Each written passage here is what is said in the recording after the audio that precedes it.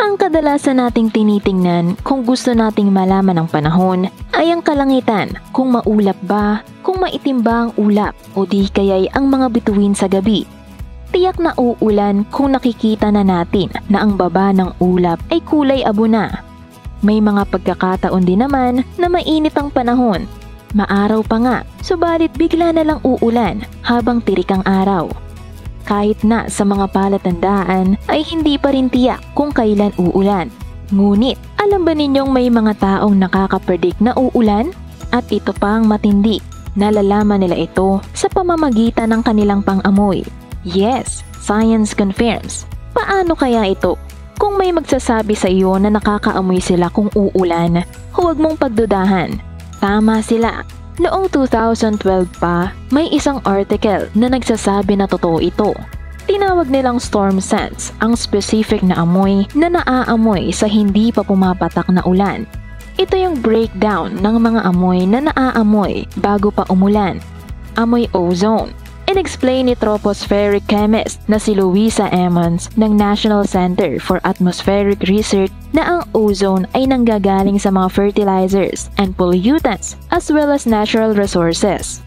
Ito yung unang amoy na manonotice mo na nadadala ng hangin, parang sweet, pungent zing sa ilong. Ito yung fresh aroma ng ozone, a form of oxygen na galing ang pangalan sa Greek word na ozane, which means to smell. An electrical charge from lightning or man-made source ay nakakasplit ng atmospheric nitrogen and oxygen molecules into separate atoms. Nare-recombine ang iba nito sa nitric oxide at occasionally nakaka-produce ng molecule made up of 3 atoms which is ozone na may chemical symbol na O3. Ang scent ng ozone ay natatangay ng stormy weather up to the nose level. Kaya naaamoy ng may mga sensitibong mga ilong. Amoy petrichor. The post-precipitation scents or petrichor ay unang ginamit noong 1964 ni Isabel Joy Baer and R.G. Thomas of Australia's Commonwealth Scientific and Industrial Research Organization. Ito yung odors na kasabay ng ulan. The falling water disturbs and displaces odoriferous molecules on the surfaces. Pwede sa mga vegetation o kung sa urban na lugar, sa mga concrete at asphalt. Ang ibang amoy ay fragrant, ang iba naman ay foul. Amoy damp earth. Ito yung aroma ng geosmin, ang metabolic byproduct of bacteria or blue-green algae. Ang amoy na ito ay naiiwan as the rain moves through. Earth must whiff of wetness ang amoy. Sa pag-aaral noong 2015 na may pamagat na Aerosol Generation by Raindrop Impact on Soil, napag-alaman na ang mga water droplet na nahuhulog sa soil ay nakaka-trap ng hangin sa loob. Kung ang hangin na ito ay makakapag-cause to burst, nakagagawa ito ng aerosols na nag-i-spray ng scent na nasa ground. Aerosols can travel quite far, so depende rin sa kung gaano kalakas ang ulan para patuloy na maamoy ang maraming geosmin. Sa isang mas recent na article noong 2023 entitled, "Can you smell the rain when it's coming?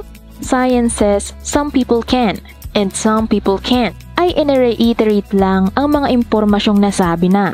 Ngunit may dagdag na hindi lahat ay nakaamoy ng mga nabanggit na amoy. May mga ilong na hindi nakakapag-distinguish ng kaibahan ng amoy at meron namang nakaka-distinguish at may kasama pang alaala, meaning nai-associate ng ilang tao ang kanilang naaamoy sa isang pangyayari.